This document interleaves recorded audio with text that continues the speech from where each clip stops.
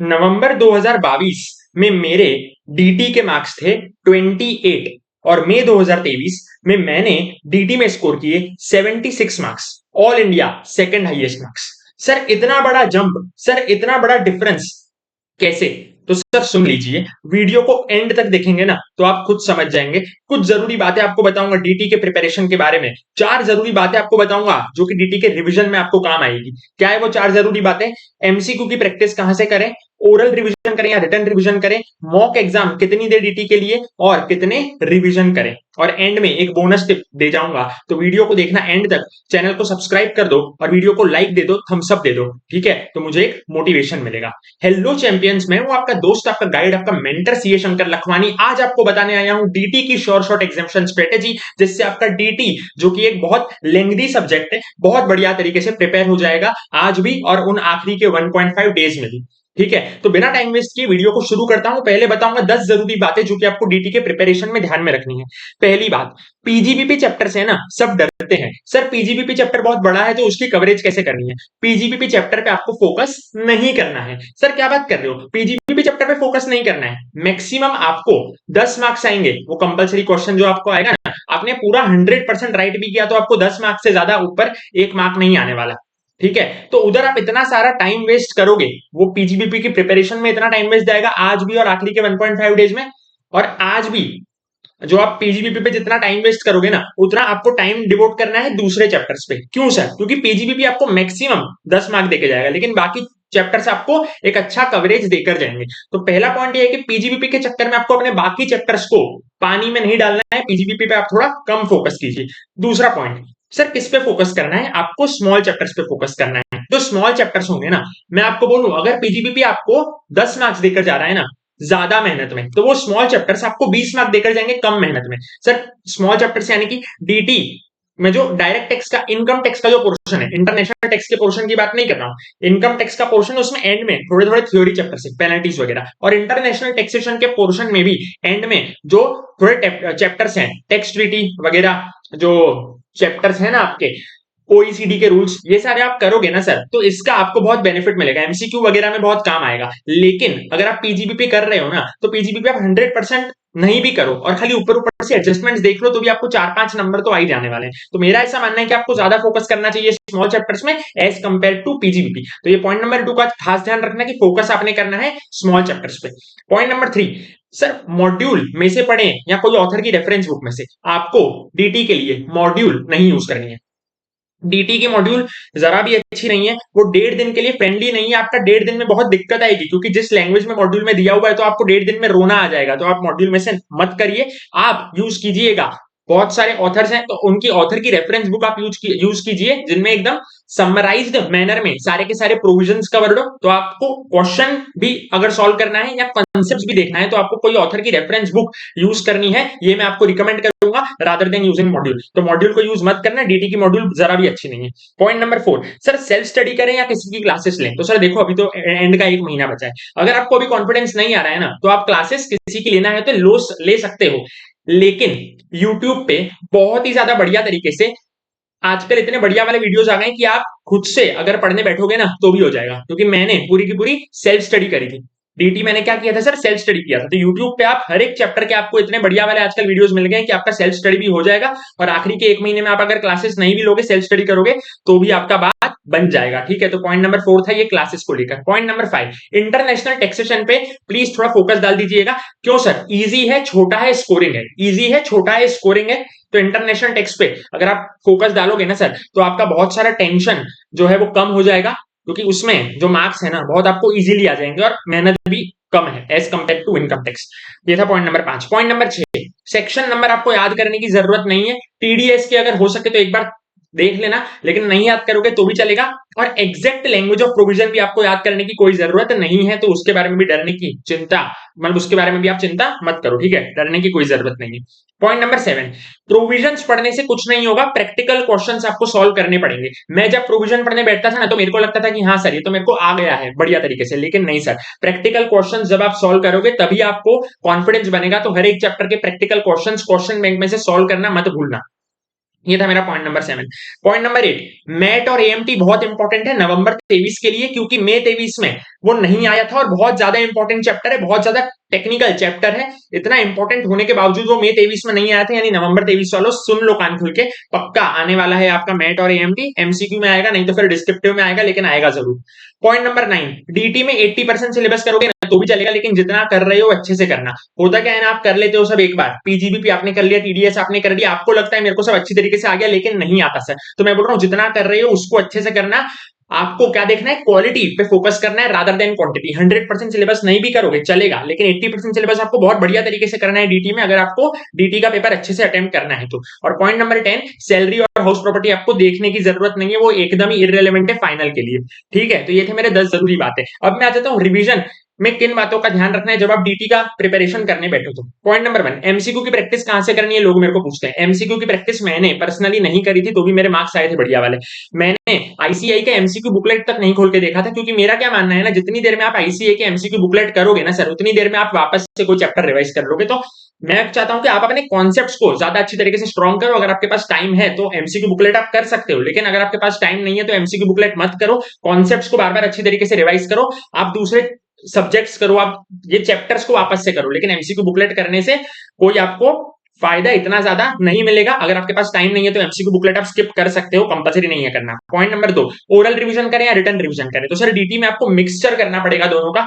कोई जो बड़े बड़े सम्स है उसका आपको रिटन रिवीजन करना पड़ेगा, जो टेक्निकल थोड़े सम्स है, और जो थ्योरी वाला पार्ट है उसका आप ओरल रिवीजन करोगे तो भी चलेगा।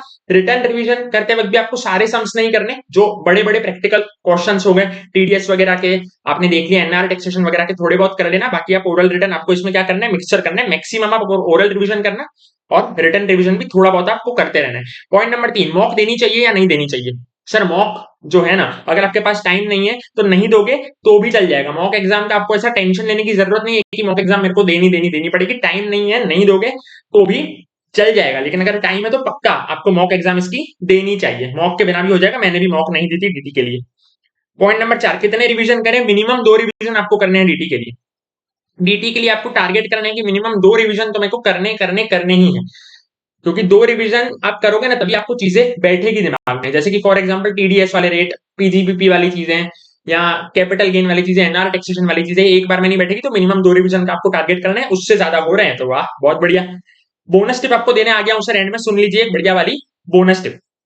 टीडीएस चैप्टर में जो रेट्स है, कैपिटल गेन चैप्टर में जो रेट्स है, एनआर टैक्सेशन चैप्टर में जो रेट्स है, आपको क्या करना है ना, ये जितने भी रेट्स है ना अपने पूरे डायरेक्ट टैक्स में, उसको रोज सुबह उठ के पढ़ना है एग्जाम डे तक। आप कोई भी सब्जेक्ट पढ़ रहे हो ना, आज मैं एससीएमपीई पढ़ रहा हूं, आज मैं ऑडिट पढ़ रहा हूं, आज मैं लॉ पढ़ रहा हूं, मैं कोई भी सब्जेक्ट पढ़ रहा हूं, लेकिन सुबह उठ के मेरे को सुबह की शुरुआत आज से कैसे करनी है, रोज सारे के सारे आप रेट्स देख लो। मेरा क्या हुआ था ना सर, सुन लो, डीटी के कुछ क्वेश्चन आए थे, एनआर टैक्सेशन के कुछ क्वेश्चन आए थे एग्जाम में, और मेरे को उधर रेट्स रिकॉर्ड नहीं हो रहे थे, क्योंकि मैंने रेट्स अच्छे से किए नहीं थे, तो मेरा टाइम वेस्ट बहुत हो रहा था एग्जाम में उस रेट्स को याद करने में। तो मैं आपको क्या बोल रहा हूँ, जितने भी रेट्स है आप क्या करो ना, उसको सुबह उठ के आपको रोज रिवाइज करने हैं।